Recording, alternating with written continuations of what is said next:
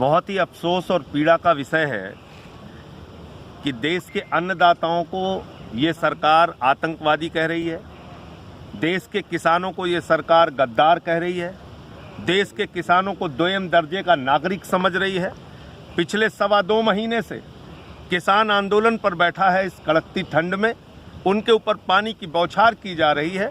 75 साल के बूढ़े लोगों की आंख फोड़ दी जा रही है। उनके ऊपर आंसू गैस के गोले छोड़े जा रहे हैं। उनकी NIA से जांच कराई जा रही है। उनकी संपत्ति को जब्त किया जा रहा है। ये जुल्म, ये तानाशाही, ये हिटलरशाही किस लिए? और इसी के खिलाफ आज हम लोगों ने राष्ट्रपति के अभिभाषण का विरोध किया। वहाँ पर किसानों के हक में नारे लगाए और ये तीनों काला कानून वापस लिया जाए, इस बात की आवाज़ उठाई। मैं पूछना चाहता हूँ देश के प्रधानमंत्री जी से, आपकी क्या मजबूरी है? आप इन तीनों काले कानूनों को वापस नहीं लेना चाहते? आप किसानों के आंदोलन को बदनाम कर रहे हैं। आपने 4 पूंजीपतियों के हवाले इस देश की अस्मिता को गिरवी रख दिया है।